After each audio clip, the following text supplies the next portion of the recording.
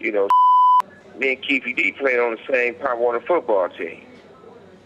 And whatever the circumstances, if he had an involvement with anything, if he didn't have any involvement with anything, who want to see? I wouldn't wish somebody going to prison on my worst enemy. The DA says that Keefe D was in the car with his nephew, and that presumably his nephew, according to the DA, is the one that shot Tupac, and that it was done with the full knowledge of Keefe. Do they have it right? It was only two people in the car. And Pac not going to tell the story. I ain't going to tell the story, but I tell you this. And I never had nothing bad to say about Orlando because, number one, he wasn't the shooter. Number two, he came to my hearing and told to let me go and told the truth. They still didn't let me go. If you are called to testify in this case? I wouldn't be. I wouldn't be. Why not? Yeah, I wouldn't be. Why not? Well, number one, because I'm not going to get on the stand and testify on somebody for what? They seem to be saying that Orlando was the shooter and Keefe was in on it, that he had full knowledge of what was going down, and it was revenge for Orlando getting beaten up by Tupac and his team at the MGM after the Tyson fight. Is that correct? No. Then who shot Tupac?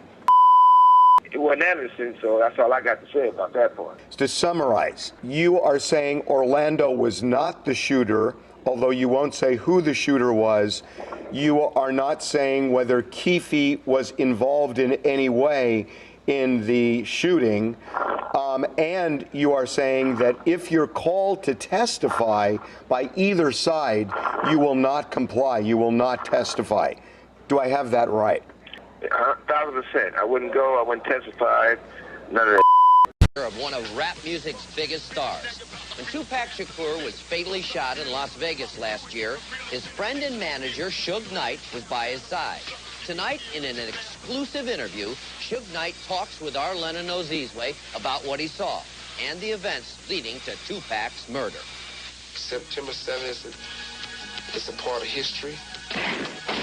It's a sad day. It's an educational day. September 7th is a day that would change death row records forever. A day filled with mystery that started with a fight at the MGM Grand and ended with the shooting of rapper Tupac Shakur and death row CEO Suge Knight. Last week in a Los Angeles courtroom, Knight had his probation revoked, and he was sentenced to 9 years in prison because of the events of that night. Defendant is sentenced on each count 2 and 3 to 9 years in state prison. Tonight, in the first and only television interview since the sentencing, Knight talks about that evening. A night he says began with a good time in Las Vegas with a man he calls his best friend. Well, you know, we usually do our same old usual routine. Me and Pac come in and we'll go gamble and we play like nobody else can play and see a bunch of women around and we have fun. We didn't have to think about how to have fun. It came natural. Together they went to see Knight's Las Vegas neighbor Mike Tyson fight at the MGM Grand. It was the fight that followed in the lobby that would have the most devastating impact. Knight claims not to know what prompted the free-for-all that lasted only seconds. In this exclusive video, you can see a steamed Tupac and Knight leaving the Grand with a growing entourage. The party continued as the men headed up the Las Vegas Strip on the way to a fundraiser, but they were stopped by a shower of bullets.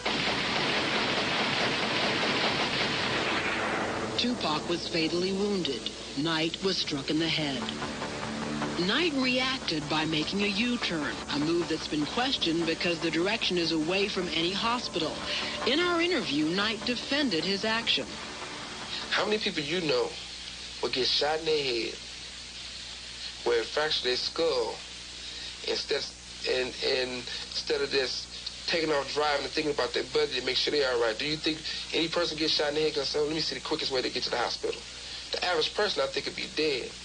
We asked Knight who killed Tupac. He says America's Most Wanted has already revealed the answer to that question.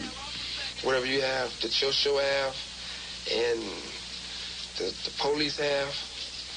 Seemed like you guys had everything laid out already, and you guys asking questions that you guys already know the answer to.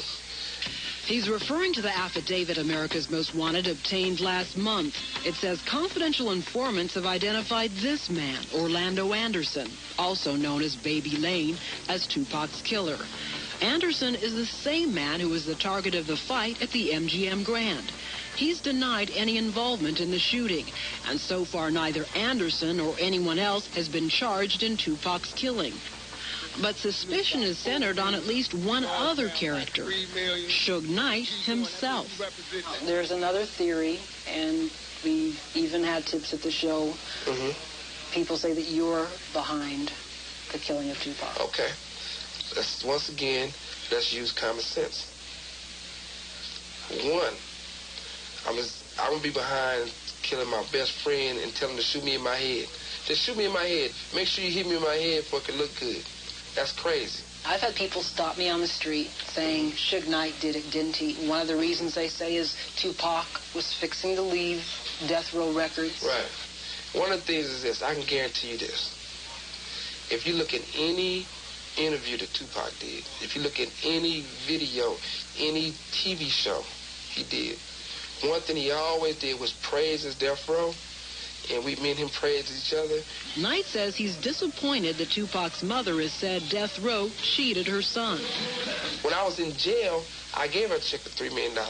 Plus, also, you got the paperwork right there that you can show the screen, the camera, the world. I think in 4 or 5 months, Tupac spent $2.4 million, $2.5 million.